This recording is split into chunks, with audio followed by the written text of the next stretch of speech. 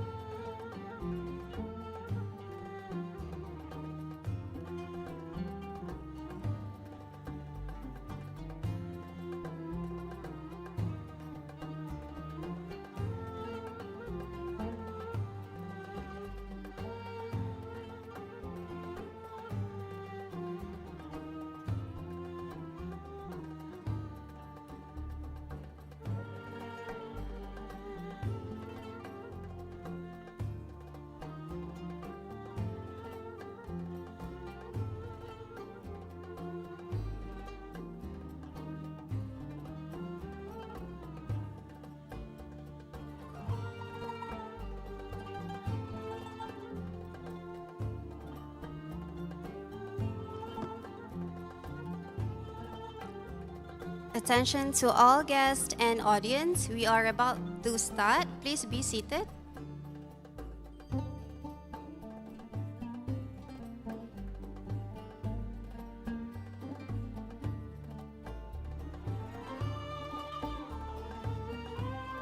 We shall now begin session 2, the Economy, Development and Cooperation. We are honored to welcome our distinguished moderator and panel of speakers who will share their expertise and perspectives on this timely and important topic. Without further ado, I would like to invite our moderator, DATUK WIRA Dr. RAIS HUSSEIN Mohamed ARIFF, a businessman, a strategist, and the founder of think tank EMIR Research.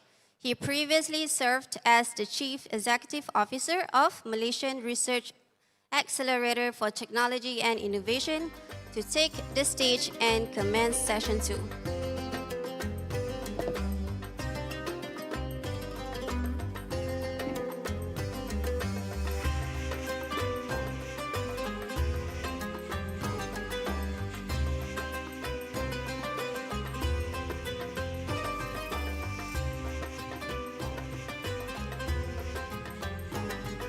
So all speakers, please come to the stage.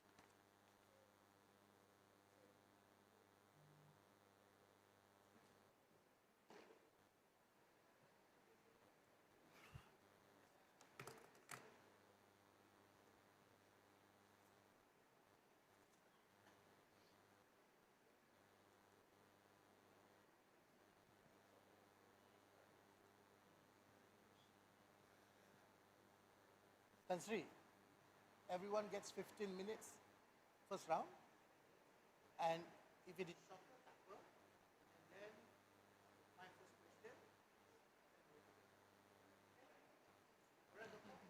Sorry.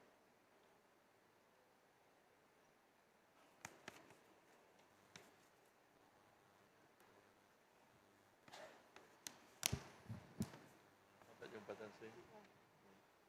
Sekarang I reply masih, already. yes. Dan sekarang masih dekat YouTube. Yeah. Assalamualaikum warahmatullahi wabarakatuh. Salam sejahtera. A very welcome to this session on the economy, development and cooperation. Today we gathered in the moment of profound historical transition. I repeat the word historical transition. The world order that has shaped our economic lives for decades, the unipolar moment defined by a single dominant power, which in this case US, a single reserve currency, a single set of rules within and written by a few, is undergoing what we call, as termed, the visible, irreversible deflation of American hegemony. This is not delivered through a single battlefield defeat, but through a slow motion implosion spanning military logistics, internal political warfare, and the rise of civilizational states that Washington never understood. What more, Trump? Let me offer you a stark arithmetic. The United States, with its 347 million people, accounts for just over 4% of the world's population. And when we adjust for the deep inequality that concentrates purchasing power in the top 20%, its effective consumer market shrinks to less than 1% of humanity. Meanwhile, the global south, over 130 nations, grow at 42% annually, more than double the rate of advanced economy. Even when you talk about GDP, there are two components of GDP. One is the real economic growth, and the other one is the bubble economic growth. And the rest of the world are focused primarily on the real economic growth. I think Professor Dr. Kamil will agree with me the difference between bubble economy and real economic growth. Let me give an example. I must remind myself that I'm not a speaker, but just for clarity's sake. We take, Tansri, you get the palm oil, palm seed, we seed it, we fertilize it, we grow it over a period of time, we do everything, and then we bring down the palm fruit, convert that to palm oil, and we export it to the US. What does US does? Get a bunch of papers, print it, and pay us in US dollars. This is creating money out of thin air. BRICS now, with 20 members and partners, represent 55.6% of the world's population and nearly 44% of global GDP at purchasing power parity. These are not small statistics or statistics that is being rambled about. This is the new economic geography of our century. Yet many Muslim nations remain tethered to an economic orientation that was designed for a world that no longer exists. I think the world of unipolar world has ended, and the world that is consistently moving and the transitioning to multipolar world. So this is a big thing that is happening, and how we as a Muslim nations are reacting to it. Are we on the right trajectory in understanding the issues, or are we in the trajectory that same old, and we are still moving along the line of the old past? This is something that we need to understand. You look at China, you look at Russia, you look at Iran. Iran went through decades of economic extension. Today, they are more self-sufficient than any other nation put together, and they can withstand a war that has been unleashed on them by a superpower like the US. Now, I do not know whether US is still a superpower. Today, our eminent panelists here will try to navigate this through and discuss with us whether the old past, whether the SWIFT system, whether the interest system of the old, whether all these are going to continue to plague the world in a way that it has plagued the world for decades. Now with us, obviously, we have Tan Sri Dr. ZETI Akhtar Aziz. I always remember her as the autograph lady. She have autographed many Ringgit Malaysia for many years. And almost all of us, even outside Malaysia, have carried the autograph. She is such a prominent Malaysian, most distinguished leader of economics and finance, renowned for her visionary leadership. I think she was 16 years or 17 years in Bank Negara. That's a huge achievement. So let's put together and welcome her for this particular function.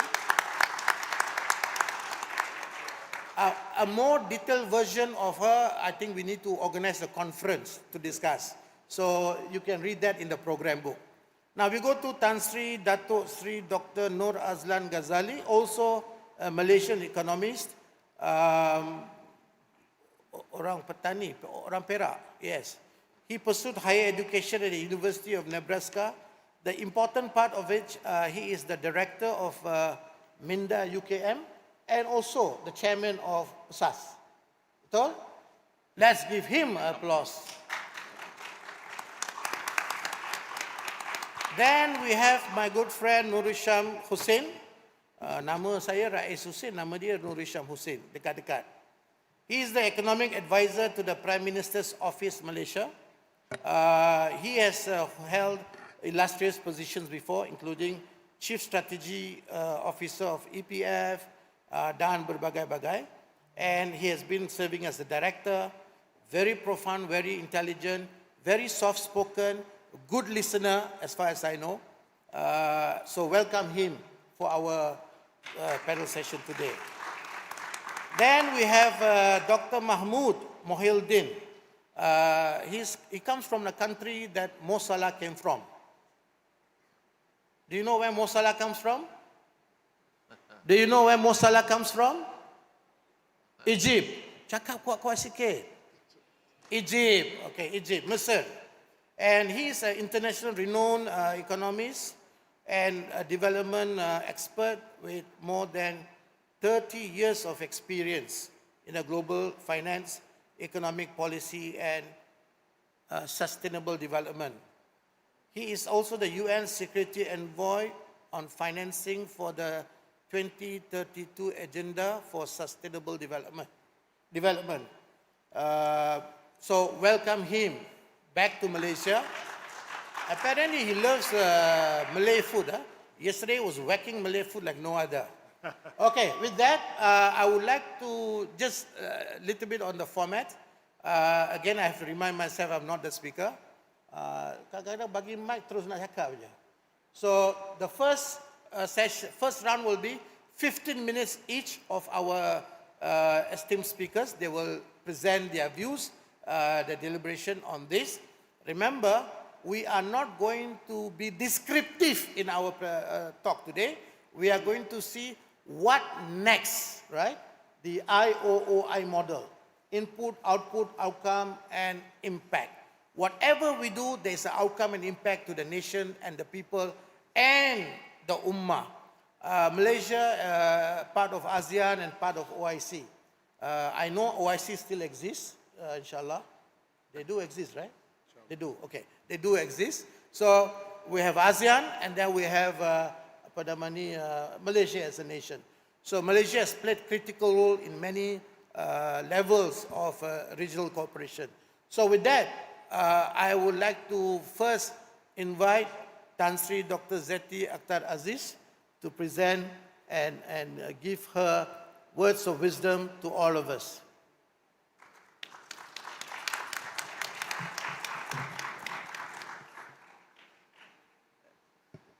Bismillahirrahmanirrahim. First of all, thank you very much for the invitation to participate in this eminent panel on economic development and cooperation. So economic development is beyond about economic growth, which is about what an economy produces It is a narrow quantitative measure of output, when actually what we are now concerned with is about economic development. And economic development is a quantitative measure, a broader measure of the quality of life, how production actually improves well-being. So my remarks today will cover three main points. In this age of uncertainty, we are now, the most important feature for an economy is about economic flexibility. The economic flexibility to adjust to changing conditions. And what we are confronted now is conditions that are rapidly changing. And when we compare ourselves, actually, in the emerging world, and that's what hasn't been used yet in the various panels, is either developed or developing, but in between, it is actually the emerging world. And we are part of that emerging world, and especially in Asia, we have always had the flexibility of our economy to adjust. And we need to compare this with the developed world. They are matured economies.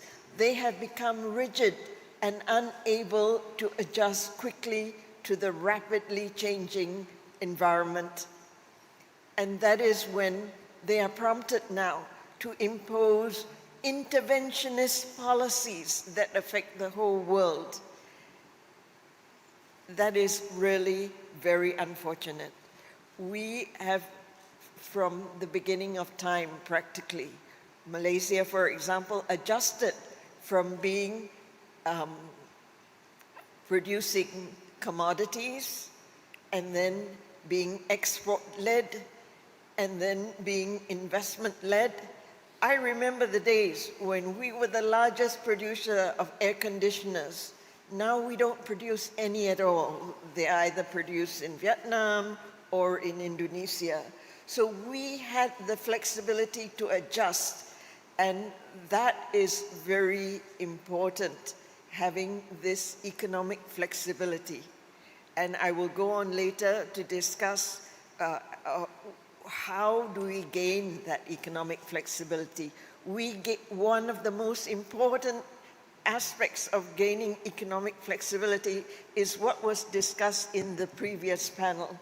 I was sitting at the edge of my chair. Actually, I wanted to stand up and say something, because that is where we will have the flexibility to adjust. Now, the education that is required has transformed. And if our education system doesn't transform as fast as the changes that are taking place, then we are going to be left behind. There's no point talking about the Islamic civilization and creating an Islamic civilization, because the world has changed. The world is not static, it's highly dynamic, and we need to change so that we can respond. We need to anticipate and be anticipatory. Actually, while I was in a senior position at the central bank for 16 years, I'm actually a career central banker. I am a career policy maker for 35 years. And throughout that period, of course, we focused on the financial sector. And the financial sector was built to have also that capability of adjusting so that we are able to support our domestic economy as it changes over time. So the second point that I wanted to highlight, and that is very key to our survival in this changed environment, is economic resilience and financial resilience. That is, what does that mean? That means we can withstand all the challenges that come before us, whether it's the ongoing wars that have disrupted supply chain, that has disrupted energy supplies, and then the changes in technology that have made jobs redundant, and so on. How are we going to survive? It is building that resilience. And so this is the second point, and I would highlight a few of those points that relate to building resilience. The first is to diversify the economy. And that is what we have done in Malaysia. We have diversified our economy. We're no longer dependent on any single sector. So we were then, from being supply and production driven, we became export-led, and we had years of success being an export-led economy. Exports accounted for more than 100% of GDP at that time. Now I think certainly, I can't remember what it was, but the last time I looked, it was something like 60 to 70% of GDP.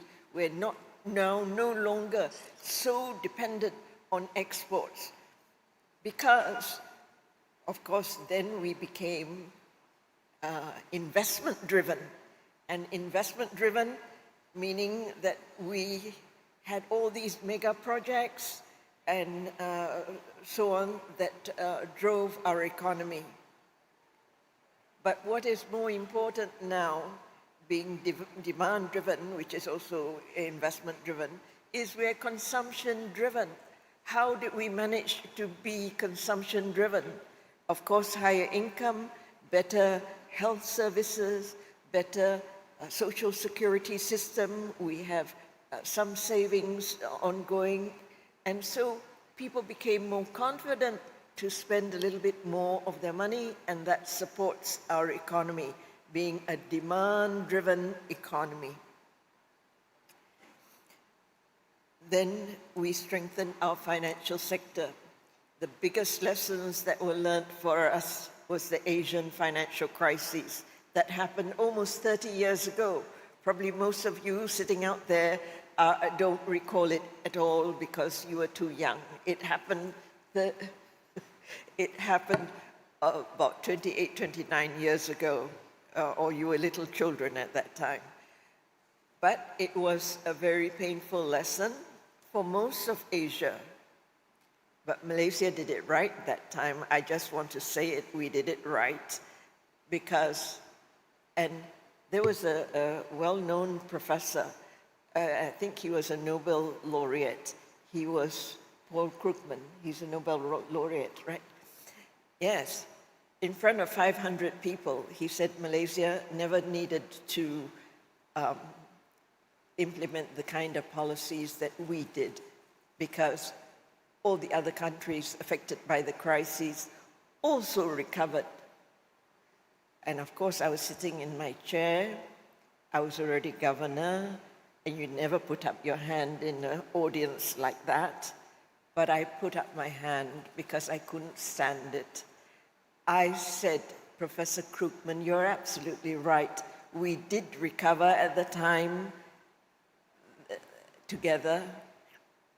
But I said, there's one important difference. And that difference is we recovered at a lower cost of taxpayers' money, which was less than 3% of GDP. Whereas Korea, that was a developed country, it was 30 to 40% of GDP. And for Indonesia and Thailand, it was also 30%, because they implemented the IMF, I'm sorry to say, wrong prescriptions. And they paid a very high price. In fact, I asked the Korean governor, I said, how did you pay this massive cost of the crisis? Because for us, after our bonds matured after 10 years, we had paid off for the cost of the crisis. I said, how do you pay off such a huge, massive amount of the cost of the crisis? He said they rolled over their debt, and that meant not only your generation and your children's generation, but your grandchildren's generation are going to pay for the cost of that crisis. So from that, building economic resilience, from diversifying the economy, we strengthened our financial system and then build up policy space, and then human capital development. That is the key. That is the key to what was discussed in the previous panel. Education system, lifelong learning. Learning never stops. You have to continue learning even though you have got your degrees and so on. Then upskilling, continuously designing all the other industries. Then technology, to invest in technology, digitalization, data analysis, digital innovation, invest in AI, and the infrastructure for technology outreach. And then on inclusion, literacy, products and services in the financial sector, and efficiency. Efficiency is very, very critical. And the final thing about resilience is that's the other part of this conference, or this session rather, is development and collaboration. You can't go it alone, you have to collaborate. And this is what it has been one of my greatest drive throughout my career, was to drive regional integration. And we did it through ASEAN. We are the envy of many parts of the world because ASEAN is has great solidarity at every level, from the leadership all the way down to the different ministries and so on.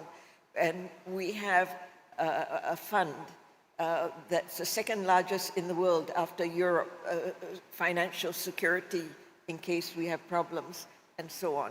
But we do, certainly at the central bank level, economic surveillance, that we are ahead of time when we know something is imminent, going to happen to our economies.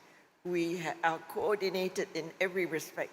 And the latest one that should be broadened to other parts of the world is the payment system, so that we can trade effectively. We pay in local currency. We don't have to convert into a third currency. And this is important. People talk about the decline of the importance of the dollar, and they monitor potential countries or currencies that can emerge to compete. And I highlighted to them, we're not competing with the dollar at all. We are paying in our local currency. We pay Indonesians in rupiah. They pay us in ringgit for trade, bilateral trade between us. And it's more effective, the cost is lower, and is efficient. So this is what collaboration is about. And lastly, before I conclude, I just wanted to say about Islamic finance. We are seeing the global expansion of Islamic finance. Unfortunately, how we are seeing it is incremental growth. I have told in forums of Islamic finance that we need to see breakthroughs. We don't want to see incremental growth. And why is it to our benefit? This is because Islamic finance, every financial transaction has an underlying economic transaction. It will drive economic growth. every financial, it is also, there's risk management because it's profit sharing, and therefore you share the risk. There's transparency and disclosure and so on. All these highlight to make this form of financial intermediation more, less vulnerable to financial disruptions. And it's true, all the stock market indexes perform better. They are affected by what's happening around the world, but to a lesser extent. And therefore, we should drive this form of financing as well, because it can contribute to supporting our overall growth of the global economy. Thank you very much. Thank you, Tan Sri. That was quite a wholesome things to be unpacked by each and every one of us. I think ASEAN, as a close cooperation, we can stand proud of what we've achieved thus far. Yes, we have also some weaknesses, but we never go to war. I think for the entire existence of ASEAN, we have never been to war, and unlike many other groupings. Now we are going to the next Tan Sri, and before going there, I just want to make this anecdotal experience when I was in Beijing, and I presented a keynote on AI and the impact to the world. And one of the things that I noticed, almost 80% of those attendees are AI experts, and they are so scared about the impact of AI. So given your background in education, in UKM, and now in USAS, hope you will touch some elements of AI and its impact for the economy. Things are going to change and change very quickly. Tan Sri. Thank you. There's not so much about AI that I want to talk about, but anyway, AI makes life a lot easier actually. There's so much that can be done, a lot of things can be done a lot speedier compared to the days, the old days or so-called. Thank you very much for inviting me. This is, I think, the third time I'm speaking at WCIT. The title, basically, of the session is about development and cooperation. Let me put it a bit more surprise to you. Climb, don't jump. That's the title of what I want to share with you today. I'm glad that Tan Sri started by saying that development is beyond growth. But before we get into that subject, let me continue a little bit of the fever that we have now. Anyone can guess. This is the world map. Anyone, maybe, I don't know whether I can shoot wait for your response. Anyone can guess what map is this? This is the latest world map.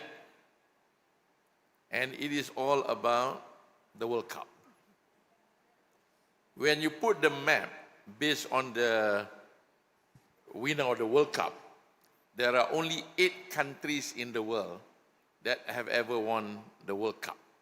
And because the most recent final is between Spain and Argentina, so there is no new entrants.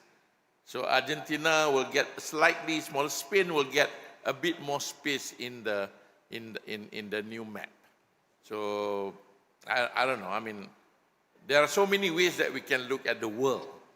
And I think that is very important for us for this afternoon. Now let me get into a bit more serious subject. But these are very relevant. I'll tell you well shortly. We are talking about Islamic nations. Yeah? There are about 57 countries. By population, I think our moderator has mentioned that we have a large population. 26% of the world populations are residing in the OIC member countries. Focus on the one with the true member countries with the one colored in green. But surprisingly, total up, we only produce about 8.4% of the world GDP. That at least the first concern or something that should alarm us in terms of whether are we doing things right. If we look from the perspective of income, again, out of 57, only 8 countries are classified as high-income economies. The rest, 85, almost 80% of OIC member countries are low and middle income. If you look at the blue and the red color way down there, there are serious diversity and also dichotomy probably in terms of the status of the Islamic nations with respect to income. But how about football?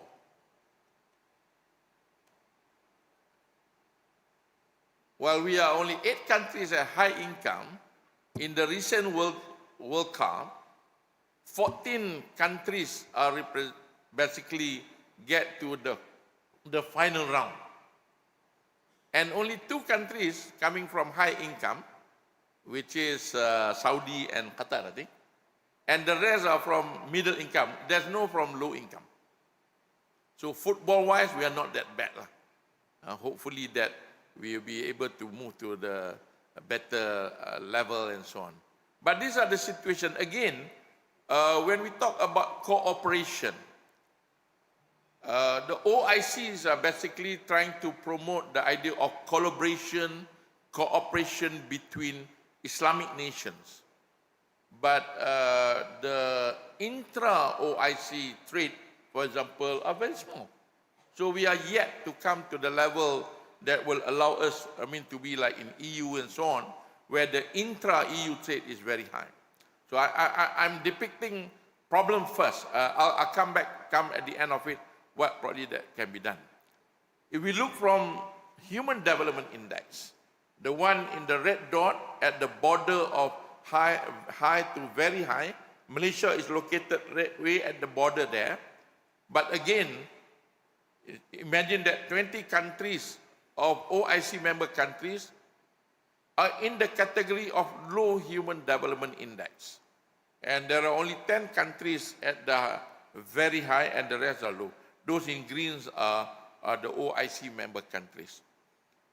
So from the first slide till now, what you're seeing is that there's only a small portion of OIC nations if you want to interpret high income, high development index, human development index as good indicators of development.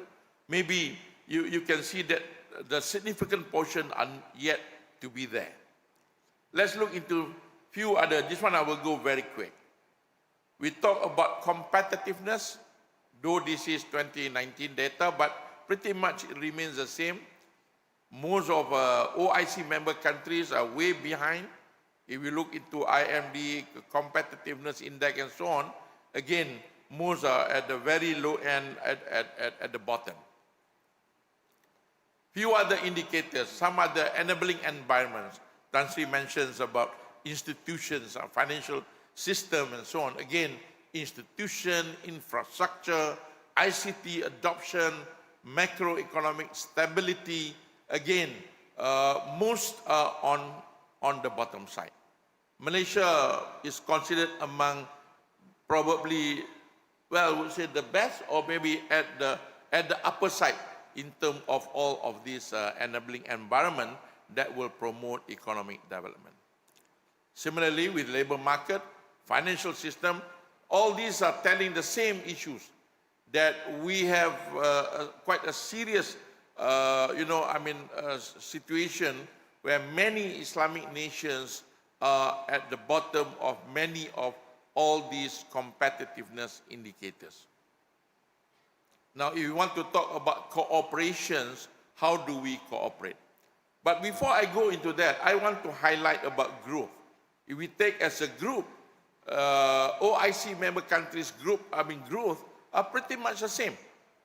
The one that goes down, those are during COVID time, but pretty much it moved with the rest of the world in aggregate.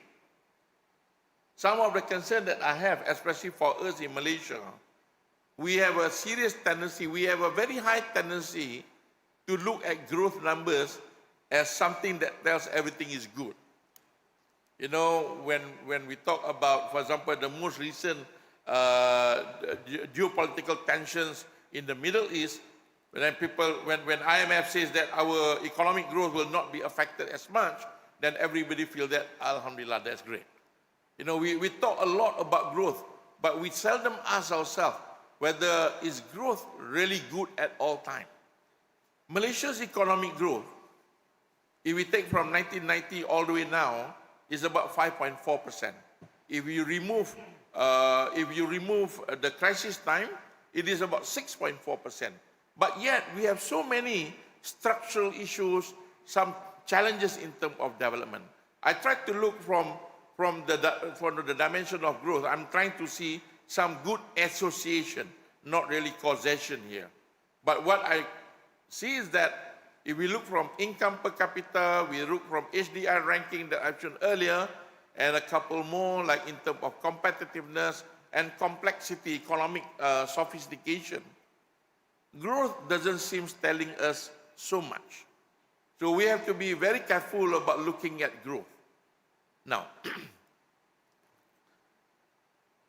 when our eyes are focusing on growth numbers, in most cases, we tend to overlook what underlies the growth. So in the case of Malaysia, while the growth is good, while maybe for many other countries, as we are looking at growth per se, then you start to see that from the dimensions of development, probably it basically hiding, there's a lot of problem being hidden under the growth numbers. In terms of the subject of our, the themes of our meetings in this WCIT is about everyone matters. Does growth basically able to benefit everyone in the country, whatever country you are? In terms of advancing the economy, technology sophistication, in terms of resilience, in terms of stability, in terms of environment and so on.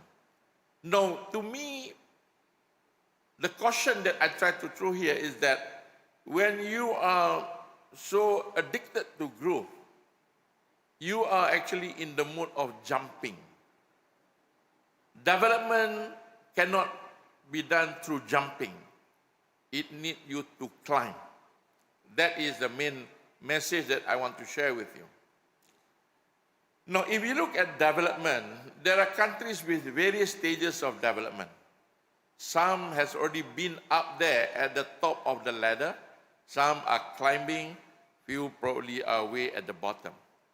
Now, this is where the challenge comes. In many cases, countries at the bottom, and even Malaysia sometimes, for many occasions, that our attention to what the so-called advanced nation are telling us will take us into a jumping mode. You know, development is about climbing the ladder of development. You need to do it right. And even if you want to change, you have to climb that ladder of development rather than trying to impose something which you are not able to. These are three economists, happen to be my gurus as well. One is about the issue of premature load bearing. This is just like someone who wants to get their fitness, go to the gym and try to lift up something which is not, they are not able to support. So, you know, you put on weights and try to lift up and imagining that in the next week, then they start to go on the weight scale and see how much, you know, weight you have lost and, you know, and try to look at your physical fitness and so on. Premature load bearing is a serious problem that many countries, when they want to advance themselves in terms of the development, there's a bias toward the so-called best practices. I'm so sorry, I know that a lot of people probably love this word, best practice. What's the best practice? You know, you go, you know, abroad, visit so many countries, looking at what they have done, and you return back to your country, and then yet you try to put it on. Yet the foundations are not there yet. And together with that is what we call isomorphic mimicry. This is the tendency of trying to get forms but not functions. More policemen but do not do policing.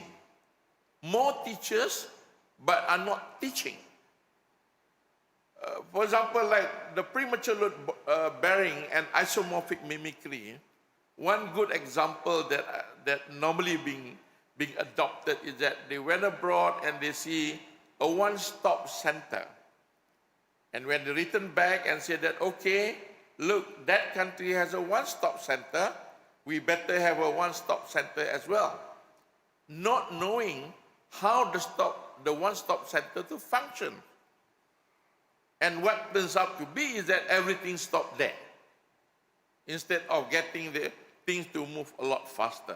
So, if you are talking about cooperation, you are talking about development, I strongly believe that it has to be contextual.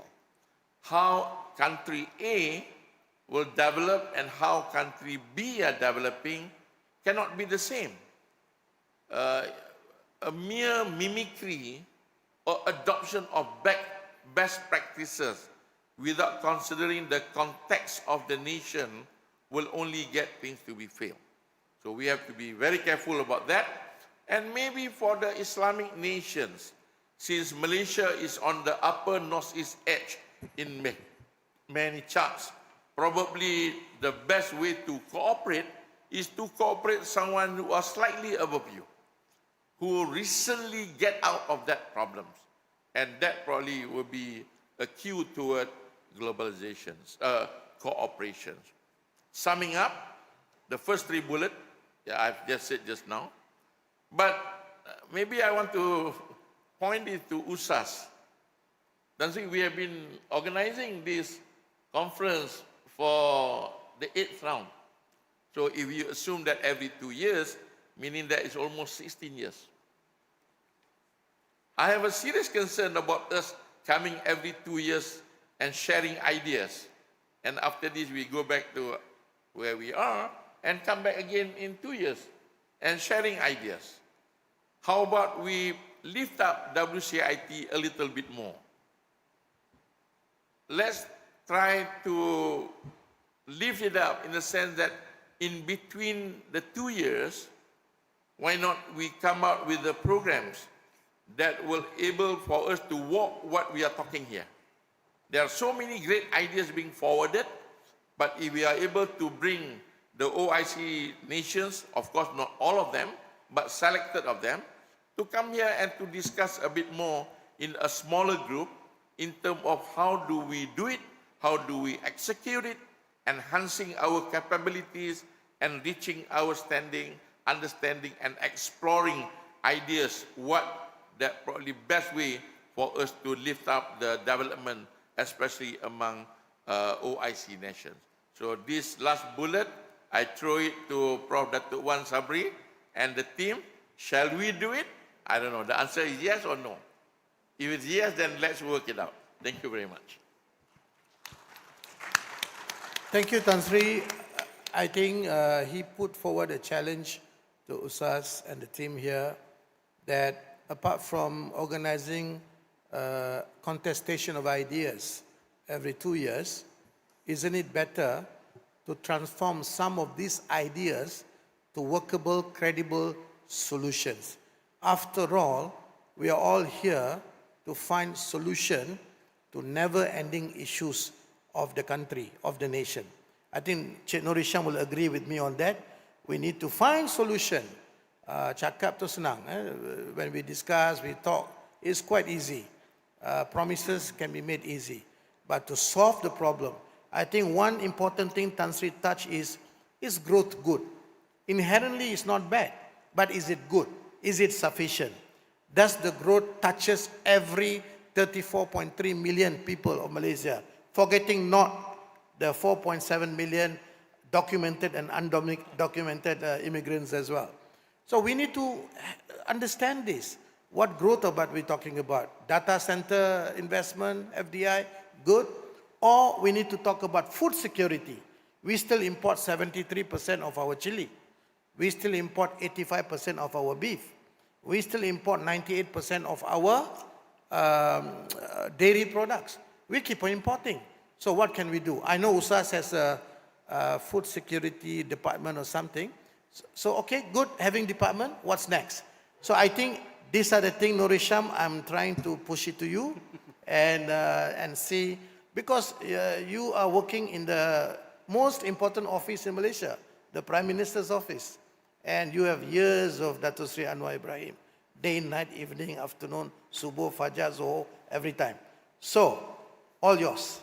Okay, terima kasih, Dr. RAIS. Assalamualaikum warahmatullahi wabarakatuh. Selamat petang. Good afternoon. That's a heck of a lead-in. Let me try to paint a picture here. Actually, I was hoping to hear Dr. MOHIELDIN first, because I really appreciate what his take on this is. But let me paint a picture here. I was at EPF for 10 years, and our planning horizon, because we're dealing with retirement, our planning horizon is roughly about 50 years, right? Give or take. So we tend to look at things from a long-term perspective. So what is happening in the world today is kind of unprecedented, because we are in an era where the conditions of the last 200-300 years are changing. So ever since the Industrial Revolution, we have been used to growth. We have been used to growth at 2+% per capita per year for generations, right? But that era may be coming to an end for a number of reasons. One is, I think a lot of the growth that happened over the last 300 years came from increasing health, increasing life expectancy, so increasing populations. So when populations increase, your market increases, then the base of users increases, your ability to generate innovation increases, your markets increases, and trade becomes a lot more profitable. But today, the world as a whole, fertility rates have dropped below replacement level. In Malaysia today, it's 1.5 versus 2.1 for replacement. The area where it's dropping the fastest is actually sub-Saharan Africa, which we do not expect, despite the fact that they're poor. So we're coming up in this phenomenon where countries are getting old before they become rich. And the window for development is effectively getting smaller and smaller. But it's also driving, I think, a lot of, I would say, psychological changes, I think, in terms of the relationship between countries, the relationship between nations, the relationship between communities. Because when growth slows down, when your demographics says, you know, there's a number of countries already where populations are shrinking. For example, Japan. Japan's population will drop by 25% over the next 20, 30 years. And Malaysia is exactly 40 years behind Japan. Japan is our future. And it is the future for a lot of other countries as well. But when you have that kind of environment where growth is falling, where dynamism is falling, then you get into the situation where instead of expanding the pie, the share of the pie becomes more important, I think, in terms of national policy. So from that perspective, what we're seeing today with Trump, with a lot of right-wing extremism in Europe, for example, is really, I believe, from my perspective, a manifestation of this anxiety over the share of the pie. And we've seen that over the last almost 20 years, where trade barriers have been going up steadily, and they have not stopped. I think the only thing that has changed over the last few years is that the nature of it has changed because of geopolitical competition. So we are in a situation where I believe we're looking at global growth dropping to zero within the next 100 years. Obviously, that's way past our time, but that is also the time of our children and grandchildren and great-grandchildren. So it's something that should concern us, because it concerns the future of not just countries, but also of humanity. So this is the kind of environment that we're talking about development in, right?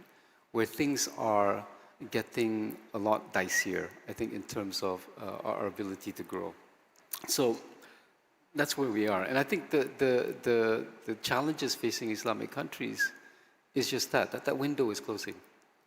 Malaysia is extraordinarily lucky because we were one of the earliest, I think, in terms of development. I was in Africa last year for a bit of a time as a consultant.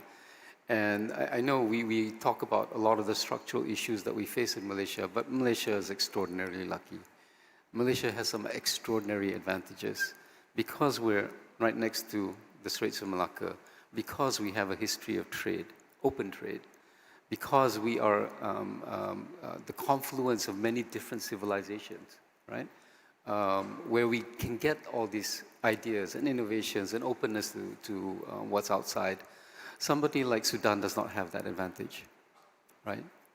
And of course, you talk about Central Asia. Some of them are doing fairly well relative to where they could be, but they face this huge logistical challenge in that if they want to sell anything to the rest of the world, it's extraordinarily expensive because they have to use land transportation rather than sea transportation.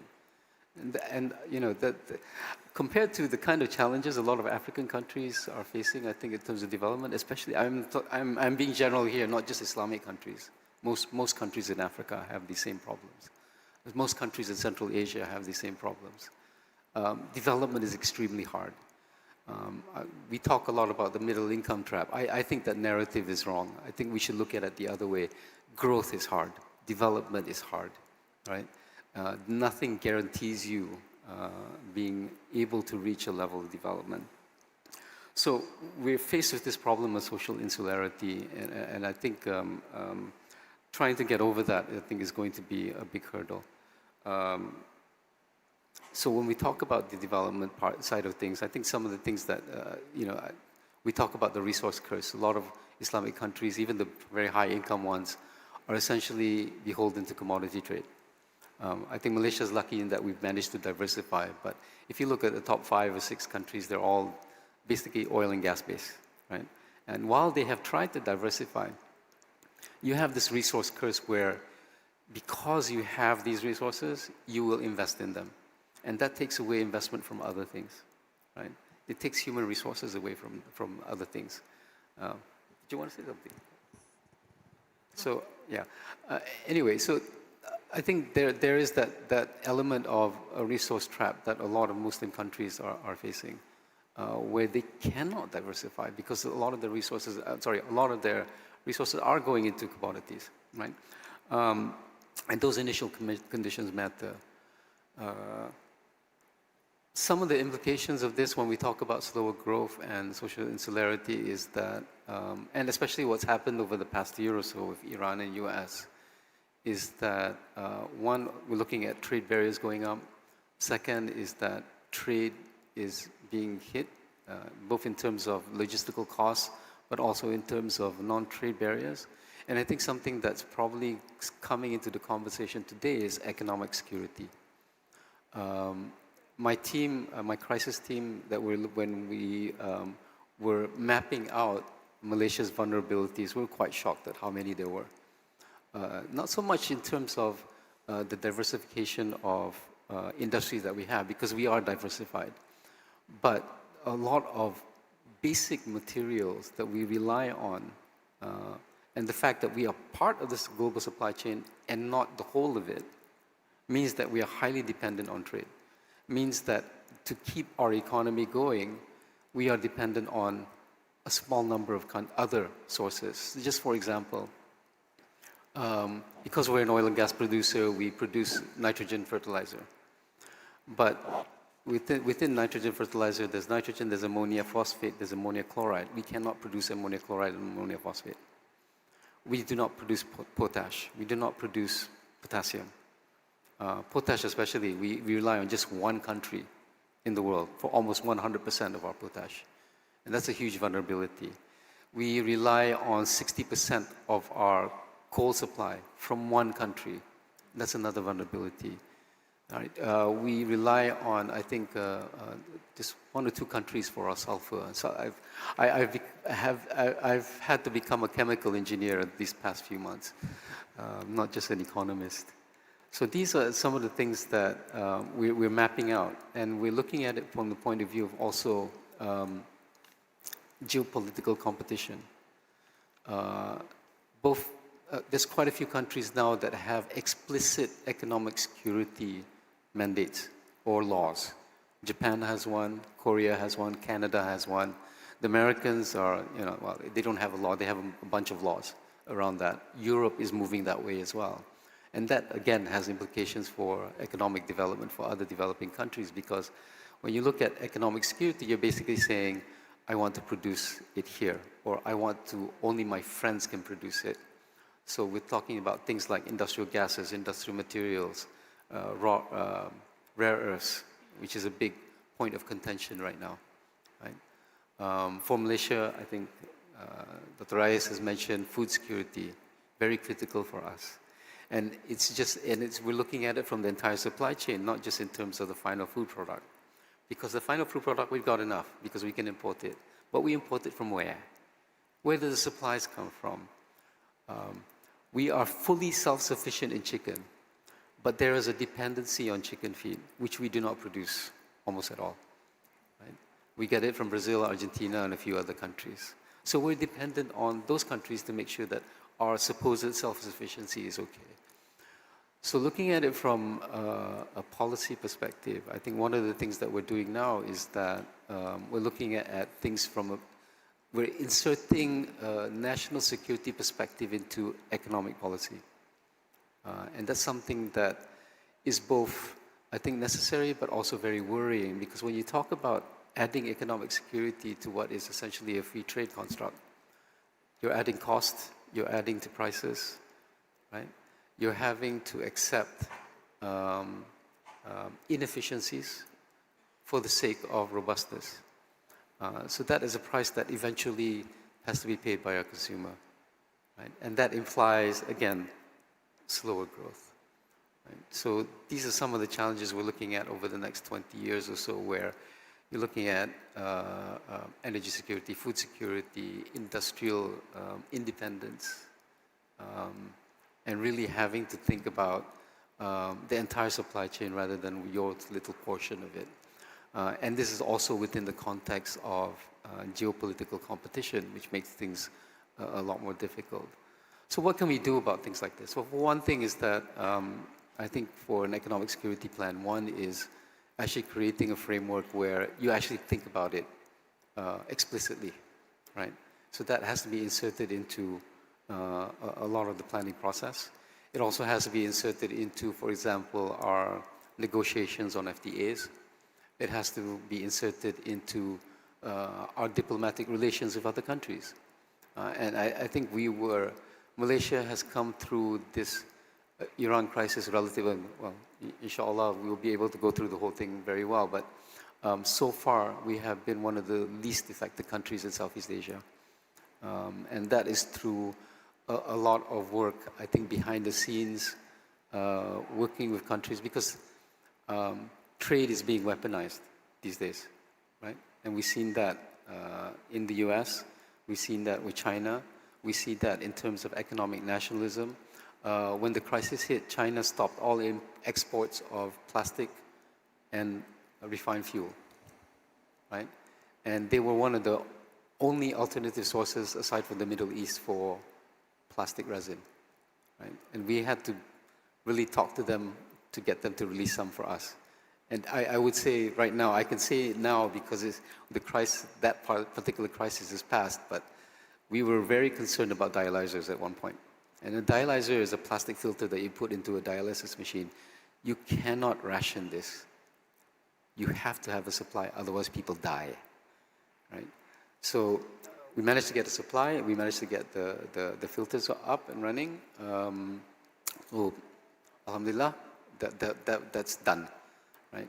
But these are the kinds of challenges that I think nations are facing today that we didn't have to face 10 or 15 years ago. And this is also, I think, the challenge for a lot of countries when they talk about development. These are extra barriers that Malaysia never had to go across, right? And I think that's something that we could probably do something about. There is an allocation under the Ministry of Foreign Affairs for technical assistance. And we've been using that to help some of the countries in Africa. But I think also, it comes back to the fact that Muslim countries, as a polity, doesn't lack for money. If you take Saudi Arabia and UAE together, the sovereign wealth funds total $6 trillion US. But where is it invested? It's invested in property in London, it's invested in US Treasury bills, it's invested in PE in Silicon Valley. It is not invested in Muslim countries. If we take just 0.1% of that, and that includes Malaysia, Malaysia has its own resources, right? We take just 0.1% and direct it towards private sector funding and capacity building in other Muslim countries. I think we can move wonders, right? Right now we have Islamic Development Bank and other development banks, but their main focus is infrastructure. Big ticket items, mega projects and things like that. But what about the entrepreneur who has a product to sell, to export to other countries? I think this is the gap maybe that we probably need to fill. So I'll stop there. Thank you very much. Thank you, Sheikh NURHISHAM. I think it's quite encompassing what he spoke about, especially the challenges areas. There are always solutions for all challenges, only that whether there's a wherewithal to make it happen. I think there is. We have the expertise. Tan Sri ZETI have spoke about the human capital, and so we have that. The challenge now is that to make sure that happens. For instance, in the area of food security, we should make food security as a national security. I still remember during the COVID period, we ran out of rice. Not my name, rice, bagas. We actually literally ran out of rice. And Thailand, Vietnam and all that didn't want to export rice to us. We have to rush to India. Despite India having 1.48 billion people, they export 25 million metric ton of rice every year. And they eat 3.5 times more rice than Malaysian. This is a fact, this is the statistics. So where are we? We are aware of this, but what are we doing about it? I think there's some interesting questions that I would like to ask you, Sheikh NURHISHAM, later. Now we come to Dr. Mahmoud. He is in the epicenter called between Washington and New York, and he's from the US. But he quickly says, I'm an Egyptian. So I think he's safe there. Especially he's from a country that Mo Salah is from. So with that, I'd like Dr. Mahmoud to, given the many transitional situation now, from unipolar to multipolar, the financing, the SWIFT and this and that, and there's alternative. We have never thought about alternative to SWIFT for many decades. Now there are alternatives done by other countries. What would you see how a cooperation can be done among the Muslim world, where this Muslim world are essentially very highly disunited? Right. Assalamu alaikum wa rahmatullah. Bismillah ar-Rahman ar-Rahim. It's a great pleasure and honor for me to be back to Malaysia and to be among the very distinguished panel today. Very grateful for the opportunity to share some reflections on the important topics that we are discussing today. Coming at the end of the discussions and the presentation, I feel that the prepared presentation had been very much disrupted because the eloquent speakers before me covered in different aspects what I was planning to say and do. And I'll just say that again, perhaps for emphasis. But I'd like to start and end with something that about the objectives of growth development is at the end for people to be dignified. Allah subhanahu wa ta'ala emphasized this in the Holy Quran. وَلَقَدْ كَرَّمْنَا بَنِي آدَمَ. And we have dignified the children of Adam. And then we will see practically, if there is no development, if there is extreme poverty, if there is inequality, there is no shelter, there is a great deal of compromising of the very aspects of dignity here. So I'm not just talking about numbers, even if we're talking about growth or development with the indicator that I'll be sharing with you. And before I get into the presentation with the excellent point the three speakers before me shared, I'd just like to reflect on things that I didn't really prepare in this presentation. The first, that back in 2007, 2008, I worked in a group led by the Nobel Prize laureate Mike Spence and Robert Solow, the father of growth model and growth theory, was among the panel of experts. I was one of them, among others, more than 20 experts from around the world. And we had a very simple criteria to determine if growth happens or not. So Mike Spence, a fresh Nobel Prize winner then, and in the presence of Robert Solow and many others, say, well, for countries that managed to grow by more than 7% on average for 25 years, we'll pick them as the winners after the Second World War. And 13 countries only made it. And Malaysia was one of them. Japan was one of them. China was one of them. Actually, the majority of countries were very much in this part of the world, and very few countries, Malta, Botswana, Brazil, and Oman, were outside this part of the world. The report is available. It's called, not to be confused, because normally we talk about inclusive growth and sustainable development. The report is called Inclusive Development and Sustainable Growth, and it's available. And what were the ingredients? We didn't say the prescription. What are the ingredients of success to grow? Is basically that growth is an outcome of many things that happened right. Investment in education and health, investment in infrastructure, open economies, good governance, regardless of the kind of political regime. But there is good governance that allows issues related to rule of law, rules to be applied, and rights to be protected. Then fast forward beyond this report that was published in 2008, we had to produce another report because of the global financial crisis. But then fast forward, there are three things that are not in my charts here I'd like to mention. First, in this fast-changing world, that the center of economic gravity is moving further towards the east. And there is a famous model developed by Professor Danny Kwa. At the time, he was at the London School of Economics. It seems, he's a good friend, so I always joke with him. I say, well, it seems that you are very much were convinced by the outcome of your model, because he left LSE and he came here in this neighborhood to lead the Lee Kuan Yew School of Government in Singapore. And then there is another chart, because it has an implication of what the previous speakers mentioned, especially about interventionist policies, the concern, especially from the West, about growth and development. It's basically another chart that you can imagine, and I was told that there are nice, beautiful elephants not very far from here. It's called the elephant chart, developed by Branko Milanovic. Imagine the elephant. The tail of the elephant is just the short improvement that happened on the chart of improvements of the extremely poor to be less poor. Then the trunk of the elephant, you see that the rich are becoming richer, and there is that kind of steep rise of wealth and the concentration of wealth and income.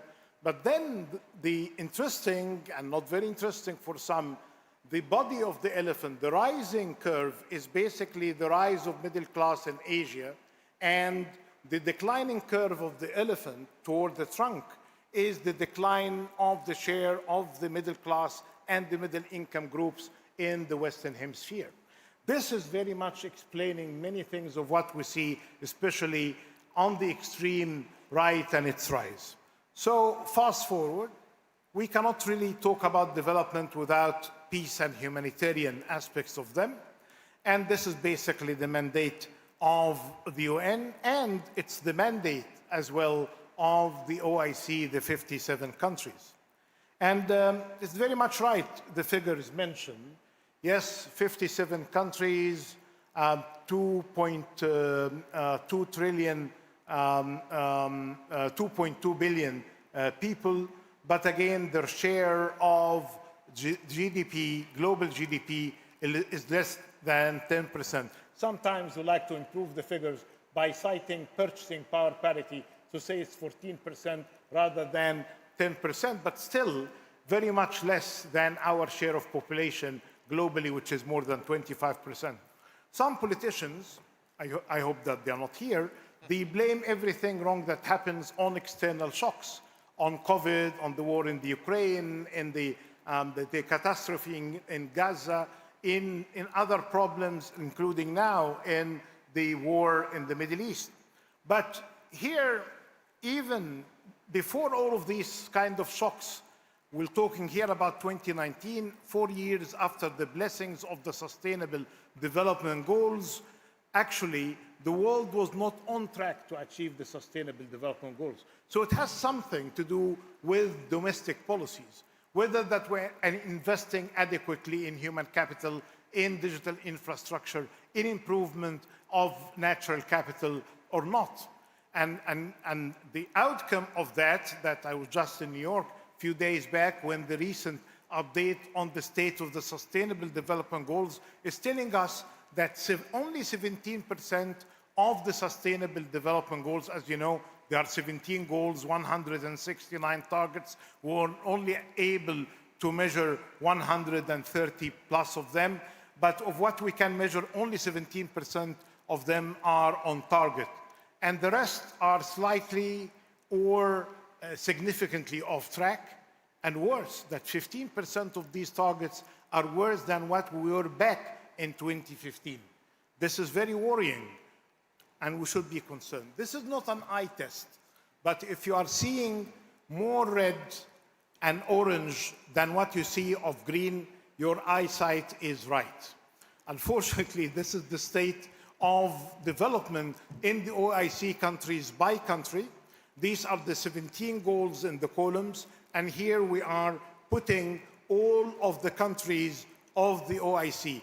If you are seeing more red and orange than green, this is basically telling us that this is the reality. This is the traffic light approach that is adopted by SDSN. This is a network led by Professor Jeffrey Sachs. I'm happy to be on the steering committee of this group, and this is the latest update coming, and it's telling us if you are in green that you are on target and the goal is being achieved, yellow that you are slightly off target, but with some sort of acceleration you will be on track. If you are red, you are in trouble. If you are gray, you are even more in trouble because you don't know the data about what's happening.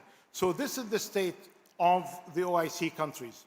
Globally, if you are to use the same traffic lights by BRICS Plus, East Asia, South Asia, you put it in different regions and different groupings, you will see that Asian countries are doing better than others. And of course, some advanced economies in OECD, they have more greens. But again, the overall picture is still telling us that this world, despite the fact that we live in abundance of wealth and opportunities, we are not able to achieve those targets to end extreme poverty, to improve the quality of education, to improve health service, to enhance growth and development, and to protect the environment and social development. A closer look to what's happening in the OIC countries by the 17 goals again. You can see that if we are doing better in the acceleration, we can really deal with some of these challenges, but they need really investments, they need finance, they need access to technology, and they need better incentives to change the course of action. And here, this is the kind of performance. We are in the yellow, and we are very far, even from to be 50% of target, and the required path is very much higher than what we are trying to do with this kind of clumsy policy. Sometimes we only talk about global systems if you are in New York or in Washington, as mentioned. But yes, the standards are, and the policies, suggestions are coming from an institution that many of them are established in the Western Hemisphere. But the actions happen not just at the national level, at a local level. Yes, I'm Egyptian. I'm proud to be from a village in Egypt. And I always remind the government, I was in government before, that if it is not really felt in localities and communities, you are not doing what we should really be doing. So we need really not to talk about let's achieve the goals by not forgetting or leaving anybody behind, or to do better at the last mile. We need to think of the first mile when ideas, when actions are really happening. Policies need really to be better coordinated at the national level. And then you mentioned many times in this panel the importance of the ASEAN. I think among the groupings, not to be just nice, to be as part, being part in a country that's part of the ASEAN while I'm here, but I'm very proud really of what the ASEAN has been doing since 1967. And in particular, when Malaysia and Kuala Lumpur, it was hosting the summit last year, I was very pleased that the Prime Minister mentioned something that I hope that every grouping around the world, every region, speak with the same kind of tone, that either, he said, that either that we all rise together or we will fall apart together. This feeling that this kind of regional cooperation will not really happen unless every country is part of it. Sharing the prosperity is the right thing. I wish that I can say the same about other regions around the world. In order to do better, it doesn't need magic. We have a great deal of experience on how to grow, and I very much subscribe that it's not just growth that we need really to have. And that's why the UN developed the Beyond GDP, that we need to think of rather a kind of a dashboard of indicators rather than one single indicator. A dashboard of indicators that will cover matters related to material development, but shouldn't really be forgetting human capital, social development, natural capital, and the cohesion in the society. And a group of economists and experts developed a dashboard of 31 indicators. The majority of them are fully aligned with the SDGs. But in order to achieve them, we need really to mobilize finance. We need to invest. We need to be less dependent on debt. Unlike what Dr. ZETI mentioned about the importance of Islamic finance, because it is about profit and loss sharing, and to be more in the equity participation rather than dependent on debt. But we need to apply at large the finance for development framework, mobilization of public and domestic finance, dealing with issues related to shocks, improving trade, and doing better in blended finance. But without technology, innovation, and capacity building, that finance will be leaving a lot to be desired. And we need the kind of standards and policies, the incentives that would mobilize the institutions not to work in silos, not to work as if they are separated islands, but to have this kind of an approach to build together. Easier said than done, and that's why it requires always leadership. Having said that, I would like just to emphasize the following, that if we are going back to this issue of dignity again, that everything, and here referring to the Quran and even referring to some of the scholars' kind of interpretation, but even from the Western scholars, Immanuel Kant, the philosopher, said, everything has a price, everything has a value, will have a price. You can really see anything that will have a value, a pen, a watch, a car. If it has a value, it will have a price. The only matter, the only thing, the only creation that has a value but doesn't have a price is the human being. It has dignity. So when we compromise the dignity of people, there is no way to fix it. And the only way to fix it is by investment in inclusive growth, in sustainable development, within a framework of peace, within a framework of collaboration, in order to maximize our opportunity to do that. Is that achievable or not? We have the resources, to achieve that. Even AI, with its pros and cons, can enable us to do a better job by enhancing productivity and efficiency. But it requires leadership with the right compass in order to achieve that. Thank you so much. Thank you, Dr. Mahmoud. I think that ends the first round. So now I go to the second round, and my first question goes to Tan Sri ZETI.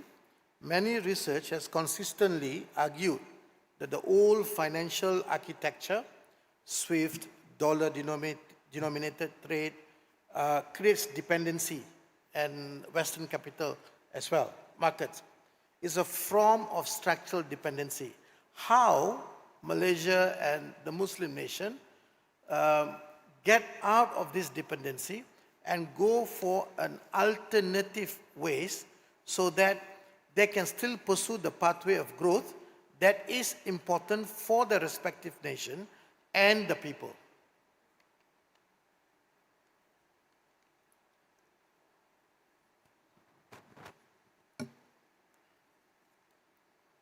We have, in going forward, we have many objectives to achieve. And the first one is to produce efficiently with all the good governance, the good legal systems, all that needs to be in place. Then we need to have the new international architecture. And we had SWIFT for a long time, but now there's an alternative. And the rate at which the new technologies are emerging, we can anticipate that there may be another. But in essence, for that kind of international financial architecture, we shouldn't have too many that is difficult to manage and may not be managed so effectively, because why did it take so long for us to have a second SWIFT equivalent? So the focus actually should be on building your own domestic system and then build relationships to enhance the interconnectivity. And within the domestic system, you already got like the mobile phone being so effective in many countries in Africa, for example, that were quite poor, but it gave them the outreach and very effective support for advancing their income levels. So I think we need to think very carefully that we need to have the ultimate objective of what we want to achieve. And rather than looking at replacing certain systems and giving the focus on addressing our own vulnerabilities, we need to focus on what are our comparative advantages that we can focus on so that we can take it forward. And do we have the flexibility to adjust to these new areas of comparative advantage swiftly? Even for businesses, they need to pivot themselves and focus on new areas. So, a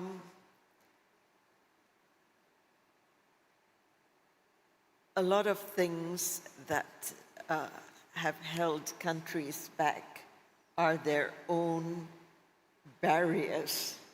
And these barriers need to be addressed. Fortunately, in Malaysia, there are very few of these. We have strong institutions. We have to remain having, for example, our legislation, our judiciary, and so people can function with confidence and certainty of within our financial and economic system. These are all important. And for these smaller countries, for example, at the outset, when we looked at how our small and medium-scale enterprises were doing, for example, and we found out that the banks were not lending to them. And when we asked the banks, why are you not lending to them? Or when we lend to these small businesses, they use the monies for other things and they don't. So what we did was we trained the SMEs to be able to deliver.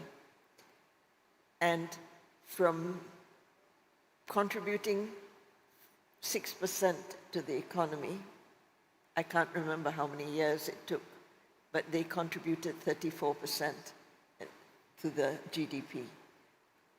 I mean, we were asking ourselves, why is Thailand contributing 16% when ours are only contributing 6%? Why is Germany contributing 65% to GDP? We want to be up there. How do we get there? And we worked very hard with the council that coordinated, and we made the Prime Minister chair it. So we had, and that was when we made that transformation. So these are the things that need to be done, and it's a painful process. Leadership is very important. That's going to drive this agenda, and ministers and so on, and we discussed the earlier panel, education is an important part of this.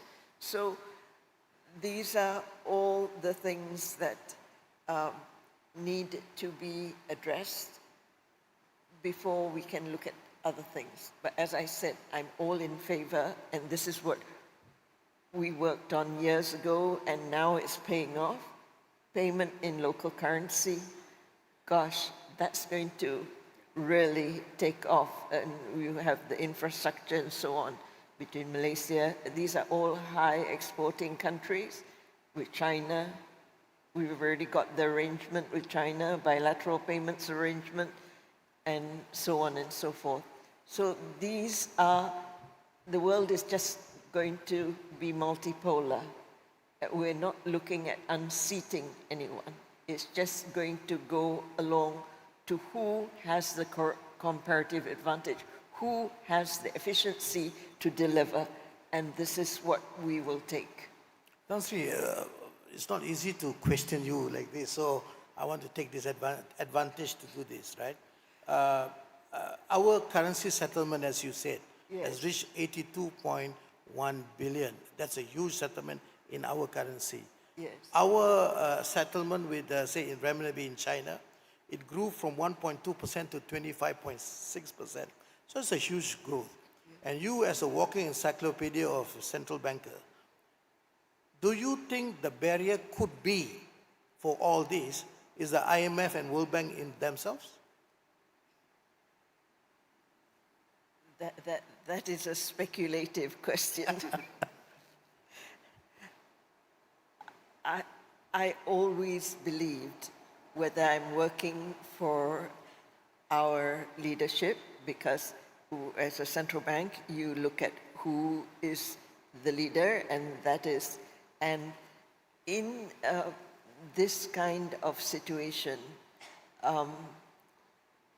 the IMF and the World Bank and our political leadership, I've always had the good fortune most of the time, especially in our local leadership, where rationality prevails. And therefore, this is incumbent on all policymakers and all people who have ideas, that you have to be able to articulate and understand the purpose, the grand purpose, the sense of purpose of why you want to deliver that outcome. And if it makes rational to do that.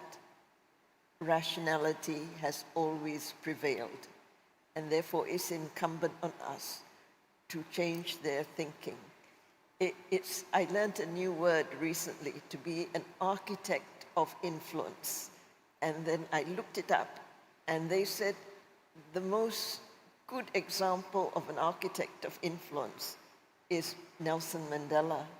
He changed the thinking on apartheid. And therefore, how do you become an architect of influence to influence the thinking of all, the IMF, the World Bank, your political leadership, and so on? Yes. Thank you, Tan Sri. Now let's go to NURHISHAM. He's the architect of influence in Prime Minister's office. So we know that given the geopolitics, geoeconomic, geofinance, and everything else, active neutrality is very important.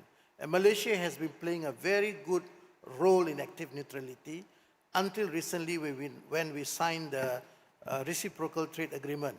Maybe we were forced to sign a reciprocal trade agreement. How do we, going forward, will avoid such situation, and how we foster closer cooperation credibly among the OIC nations? OIC nations has a lot of capital, as you said very clearly, trillions of dollars, but they are not investing where they're supposed to invest. And they are investing in things that give them returns of 20% or more in real estates in London or in New York, in Washington, and so on and so forth. So how can we play that active neutrality in a truer sense of the word, so that I can use iPhone, at the same time I use Huawei wristwatch, which is the best in its category. So I'm not constrained by trade. And I remember talking this to a foreign minister, Malaysian foreign minister. He said he created 3 department in foreign ministry. Satu, hubungan dua hala, means bilateral trade. The other one is multilateral. And then the third one is, because he's dealing with Trump, hubungan tak tentu hala. Because we do not know how Trump reacts to anything. He tweets, wakes up at 2 o'clock in the morning and tweets something, right? So, Cik NURHISHAM, not leading this time, so please. Okay, thank you. Not the easiest question. With respect to art, I think it was more a case of, I think the cost to us was acceptable, right? Because we were looking at, one is, as long as the tariff rate of Malaysia is relative to other people didn't move so much, then yes. And I think in terms of market access for the Americans, it was all things we were willing to concede anyway. I mean, they were really very minor administrative stuff. And for the rest, I think it was balancing out, you know, our relationship between the United States and China. Right? But I think there's a larger question around how do you foster trade relations in an environment of geopolitical competition? And bilateralism, unfortunately, is probably the best way to do it, because we can no longer rely on multilateral institutions like the WTO, because literally everybody's ignoring them, right? So it's really a lot of effort, a lot of focus on building relationships with individual countries, actively looking for new markets, actively looking for products that we might be able to use, as well as supplies that we can use. So we don't have to, you know, buy uranium from Russia, for example. There's plenty of other sources that we can tap into. Oil and gas, for example. I think there's been quite a bit of active economic diplomacy. My chairman, Tan Sri Hassan, I almost never see him. I mean, for the last, despite the fact he's my chairman, I've only seen him a handful of times over the last few months, because he's flying all over the place, getting the supplies from Malaysia. So I'm just holding down the fort at home. So there is a lot of active, you know, building relationships. And really, when we talk about a lot of the countries that we need to deal with, the personal relationships matter so much. because it is that level of friendship, that level of trust, I think, that allows you to trade, that allows you to build those ties, that allows you to bring those businesses in, as well as allow our businesses to go out. So diplomacy. Well, we will continue with our active neutrality because that is what Malaysia is. We are a trading nation. We need to be friend to everyone. Yes, absolutely. And we know where our money comes from. Yeah. Dr. Mahmoud, there is a lot of economic blocks being fostered, right? So we never had BRICS before. And now we have not only BRICS, we have BRICS Plus. So we have countries who are formally in BRICS, and then they have partners, and then they are also Plus. So about 20 nations now. They're becoming big and so on. And then you have Trump coming out and saying that whoever joins BRIC, we will impose tariff, this and that. Thank God the Supreme Court in the US says he doesn't have the right to impose tariff, and that's why our reciprocal trade agreement was nullified. Given this kind of competing blocks, and how do you see ever countries like Malaysia and OIC nation, even OIC nation, within that 57 countries, the only time that I hear about OIC when they issue a condemnation letter of attacking Gaza or bombing Gaza or Lebanon. That's all that I say. Maybe I'm not reading more. I should read more. But OIC as a nation itself, as an organization itself, is quite fractured in terms of where, which alignment, and so on and so forth. Our Prime Minister, Tun Dr. Mahathir, tried to start an equivalent to OIC in Malaysia some time ago, when he became the second-time Prime Minister. Yeah. The Saudi calls Imran Khan and say, you cannot come to Malaysia. Oh, no, I will pull the few billion. So these things are happening, right? So how we can talk about the niceties of the world and have a nice coffee and curry puff and go. But how are we going to solve? These are real issues. There's a fracture among the OIC. There's a fracture among the economic blocs. There's a threat and counter-threat. How do we navigate through this difficult? Right. I think the issue here, we need really to make a great deal of distinction between the substance and the style. Mr. Trump is the current president. He will be there for another couple of years. But he's more of a style rather than reflecting the substance. The substance of the matter that we have seen the rise of protectionism even before Mr. Trump won. And this is, you can really monitor it by every measure of protectionist measure, restriction against investment, against labor mobility, against knowledge sharing, not just trade.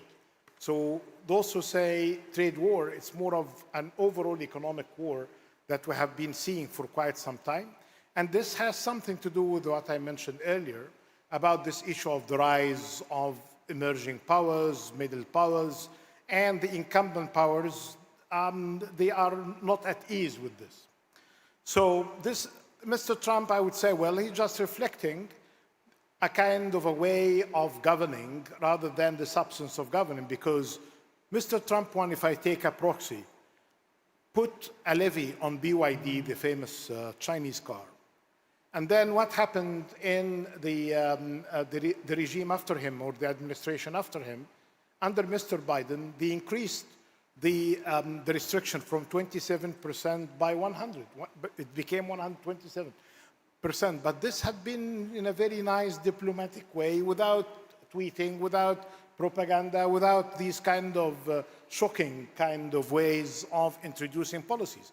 Fragmentation is there, protectionism is there, and that's why you spotted rightly the rise of different groupings. And we have seen that before. You recall when we were in doubt about the future of the GATT, before we have the WTO, people started to think of new regionalism. That happened then by let's have a new way of doing trade, investment, mobility of labor, and sharing knowledge and investing in our human capital.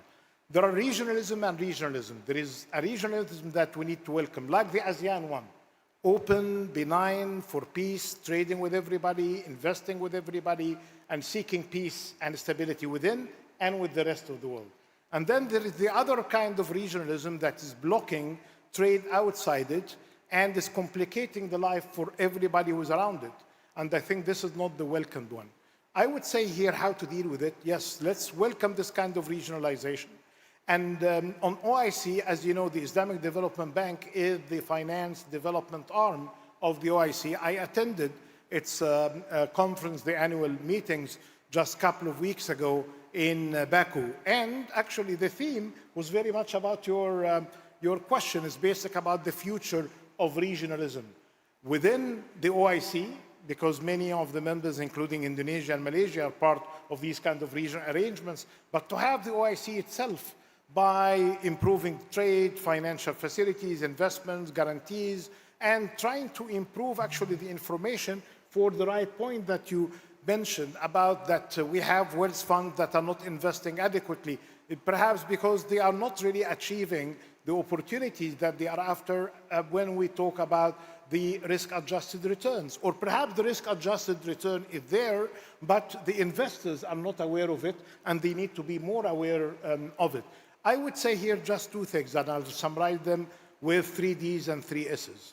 The problems that have been highlighted in this panel, that there is a great deal of lack and deficit of trust, as we have seen it.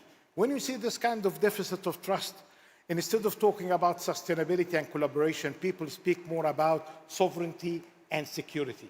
We talk about energy security and energy sovereignty. We talk about water security and water sovereignty. We're talking about AI security and AI sovereignty, rather than talking about sustainability.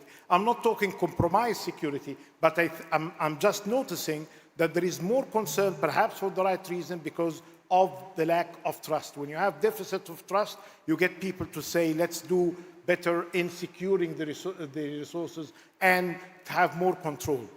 But in order to do that, we shouldn't really be forgetting the sustainability part of it, because we could be in a course to compromise everything by self-destruction if we are not really putting sufficient attention to sustainability.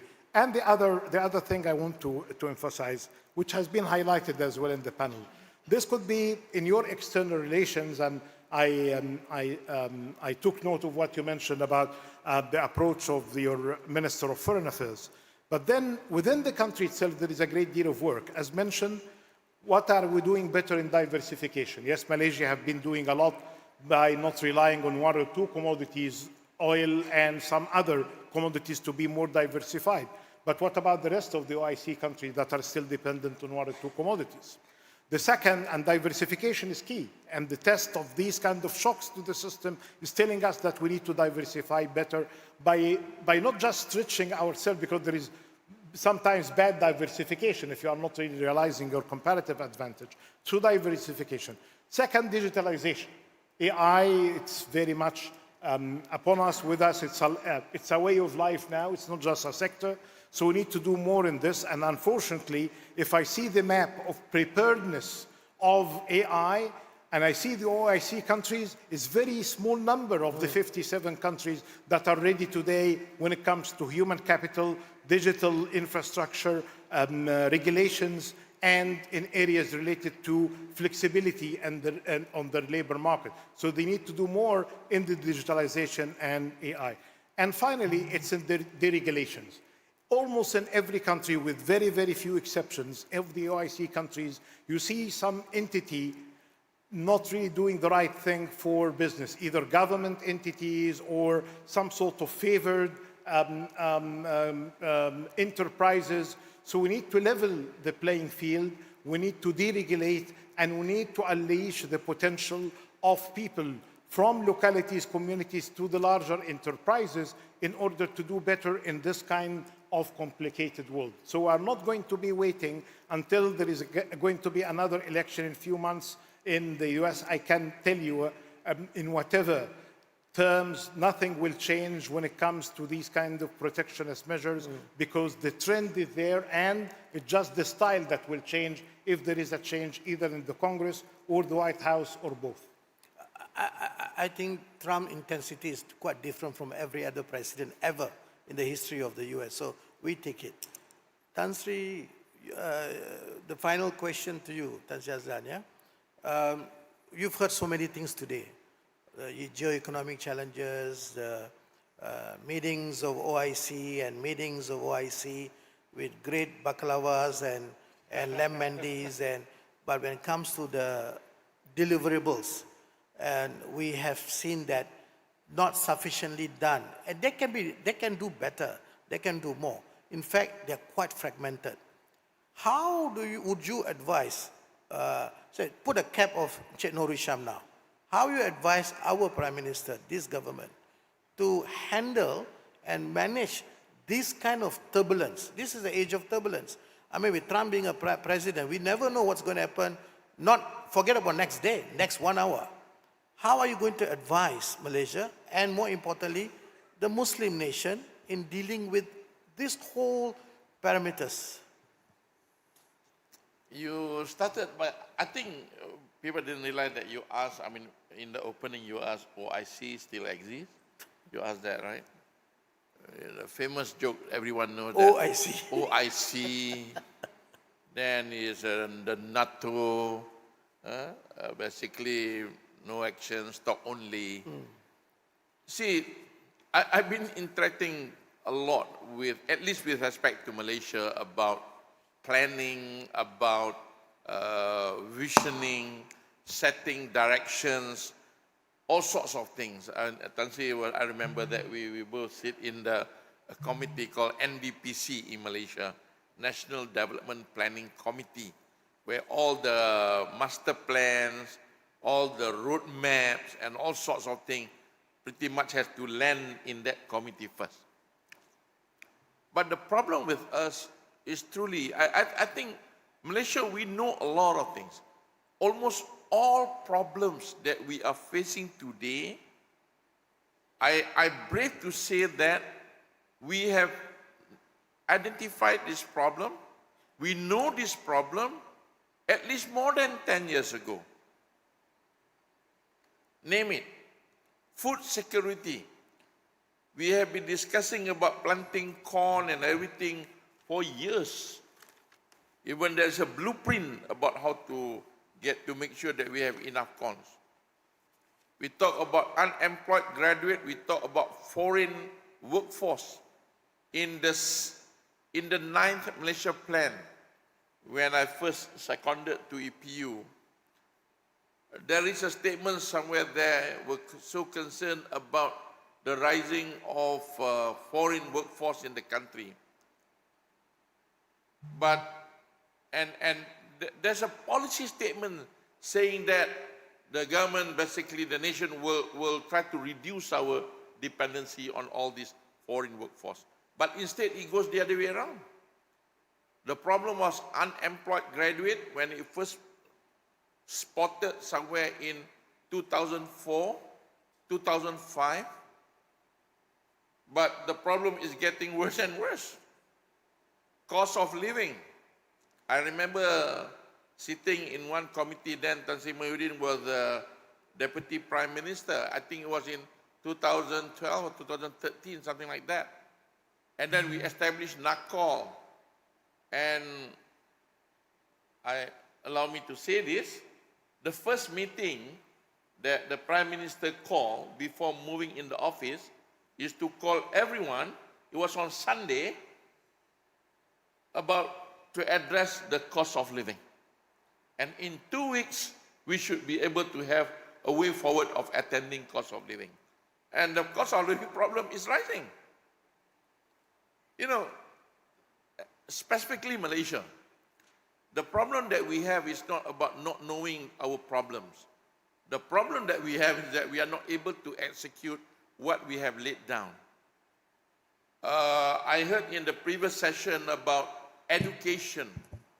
When the problem in education, the challenges in education, it has been repeated over and over again. I mean, if we put all the 5-year Malaysia plan, if you read it thoroughly, you see that the same thing is being mentioned over and over again.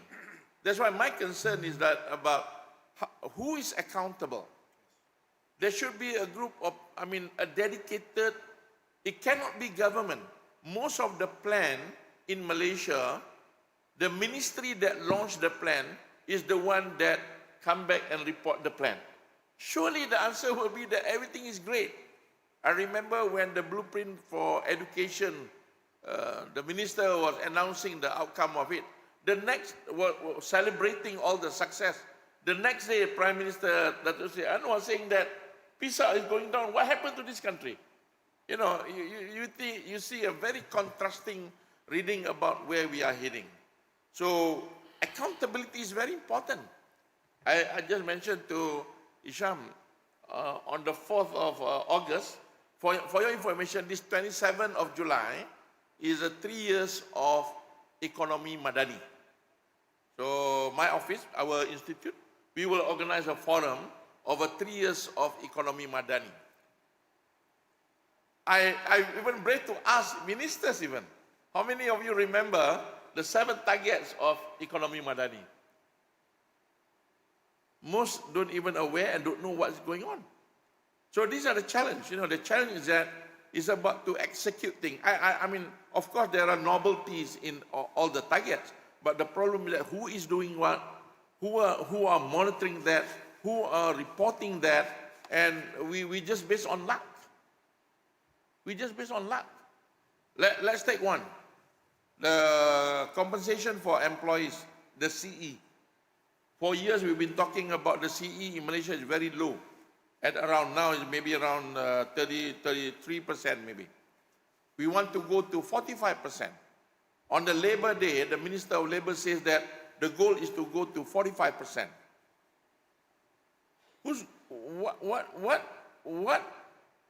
What are the measures that you'll do to get 45%? Who is going to do that?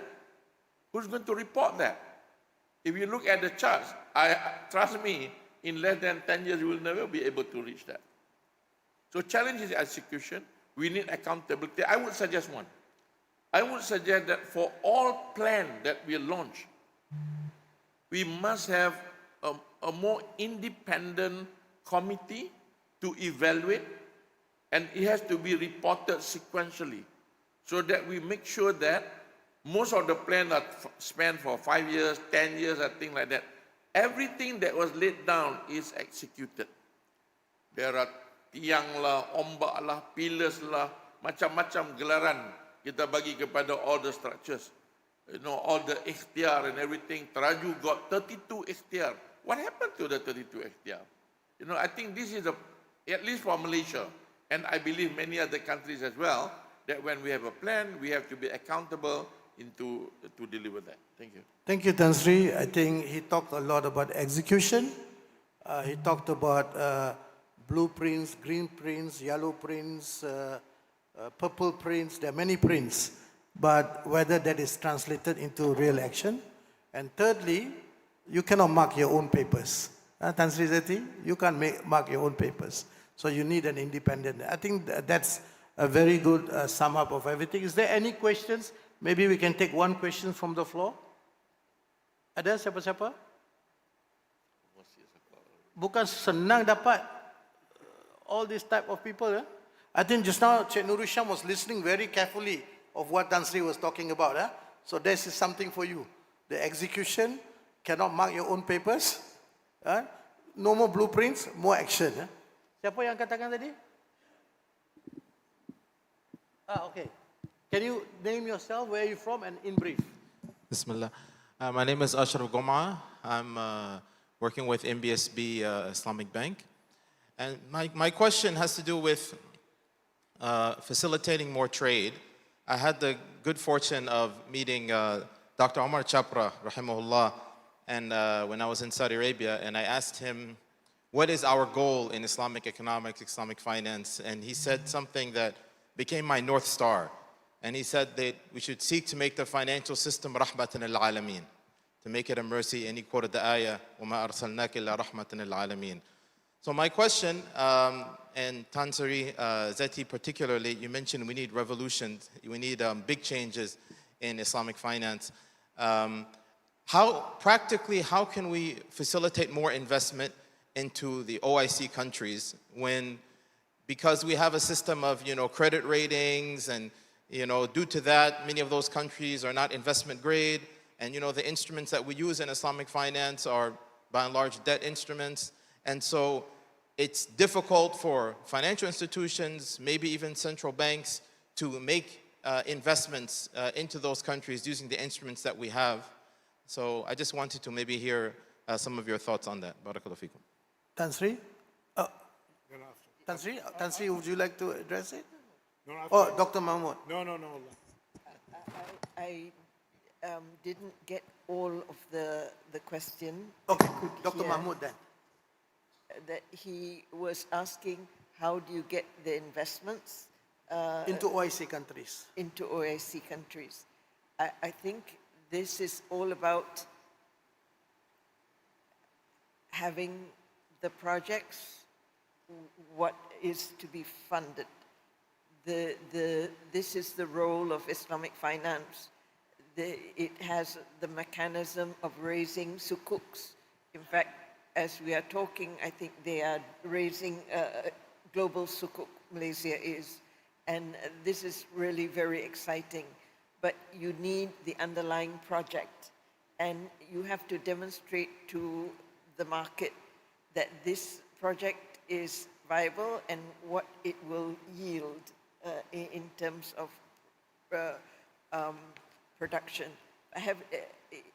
In terms of the outcome of the project. So you have to have great clarity, and this is, of course, a global public issuance. And therefore, you are rated, and the market will rate you, and so on. So there you have a very rigorous process, because the pricing will take place in the market itself. Now, in the domestic economy, you don't have that rigorous process, so you have to build it, the whole infrastructure, from the legal to provide certainty and predictability, and the accountability, what we were talking about, and the governance and things like that, where you are rated by the World Bank on the competitiveness index. So everyone can see where it is. So the OIC countries have to get their act together and remove all these barriers that exist, and then the leakages, the rent seekers, and so many other things that you have to remove this from your system. That projects are not overpriced and things like that. They are just, you know, the market has to have confidence and trust in you for this to happen. And having said all that, I just wanted to add to what was said earlier, that about probably the most challenging experience that I've had for most of my career was consensus building. That was really the hardest, even in ASEAN, where we are really great solidarity and great cohesiveness, but it was difficult. It required perseverance, that you need a team that really believe that this is in the best interest of the group, that we do this. And in the case of Islamic finance as well, it's even more diverse. You have the diverse Sharia rulings and views, and we had to build the convergence. But it takes years, and the team that worked on it, made up of many countries, believed in the outcome that we wanted to. We wanted an equivalent of the BIS, which is the Financial Services Board. It took 2 years to build that consensus. So you need people who have that endurance and who can drive the process to achieve it. Otherwise, OIC will become OIC. Thank you, Tan Sri. Can I just quickly respond to that as well? 2 minutes. Just a minute, yeah. If you look at the data, the intra-OIC trade Yeah. Pretty much is flat. Yes. It's hovering around 17 to 19%. 17%. Since 2010. Yeah. The target is 25%. Yeah. So for the last easily 16 years, it just improved a little bit. Maybe now around 20%, maybe. Yeah. One of the issues that I shared about this in the last WCIT 2 years ago, the subject of complexity. The issue is that, countries can be divided into two. One is that a country which is complex, they can produce so-called many products and services. But there are a group of countries which is not complex, they fall under this what we call ubiquity. That, what you can export or what you can produce, the rest of the world also can do the same thing, can produce the same thing. So the problem with, I think, one dimension of promoting intra-trade among OIC nations is that because everybody is like producing almost the same category of products. So you've got nothing to offer between the two. So the issue that I raised last 2 years is about, that's why we need to push in terms of complexity, where you are able to produce products and services that not many other countries can do. In that case, then the exchange will take place. If not, the intra-trade will be locked at that level. Thank you. Okay. 2 minutes. Yeah, less than 2 minutes. The first minute I will say, let's just get the practice right for it to be the ambassador of promotion of Islamic finance. And this is about the quality of financial services and the quality of service that need to be appreciated by everybody who is dealing with Islamic finance. People at the end of the day will see the cost and the transaction cost. If Islamic finance proves that is more cost effective, that will be a better solution. I remember when I visited Her Excellency Dr. ZETI in her office many years back, and when she was mentioning, she may not remember, but she was saying that she's more comfortable about the banking services in Malaysia, the Islamic portions of it then, that was in 2007 or 2006, because the appreciation of the service is not just being appreciated by the Muslims, but by everybody who's dealing with the banks. This is one area. The second one is related to dealing with perceptions and matters related to information. A very important report that comes with updates every year about the cost of capital, which is called the GEMS report, GEMS. Comes every year from the IFC, EBRD, EIB, and they are telling us the following, that the default ratio of developing economies, including in South Asia and Africa, is much less than what's being perceived. So the perception is much more worse than the reality. And actually, the default is between 3.5 to 4%. And the recovery is more than 70%, even if in the cases of default.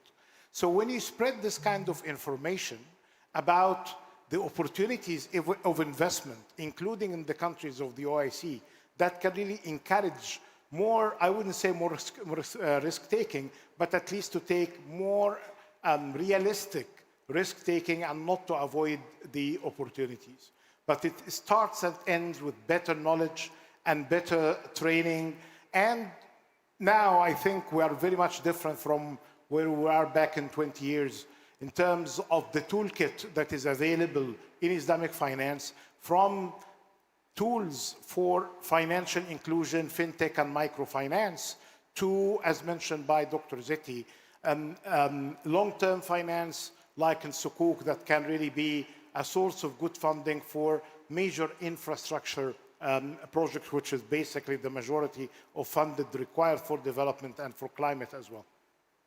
Okay, with that, I think we will end the session. I think the session has been very productive. I hope the rapporteurs of the conference will note down all the possible action items to be implemented post the conference, because we do not want this conference to be a coffee and curry puff conference. And again, I must thank each and every panelist, Tan Sri ZETI, Tan Sri Nur AZLAN, Cik NURHISHAM, still listening, and Dr. MAHMOUD, And I enjoyed the session very much, and I hope you did the same. Let us hope that we can all work together collaboratively, cooperatively, so that everyone in the world truly, genuinely, credibly are not left behind, and it's not just rhetoric. Thank you. Assalamu alaikum warahmatullah. Ladies and gentlemen, this brings us to the end of session 2. On behalf of the organizing committee, I would like to express our sincere appreciation to our distinguished moderator and esteemed speakers for their meaningful contributions to today's conference. May I kindly ask the respected moderators and speakers to remain on the stage for a photo group session.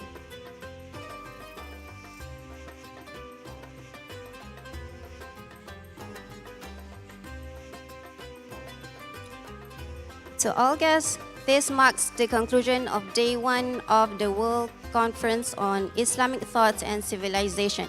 We sincerely thank you for your presence. Before we conclude, we are pleased to invite all delegates and participants to join us for refreshment, which will be served at the foyer outside the glass door. As for the speakers, it will be served at the holding room.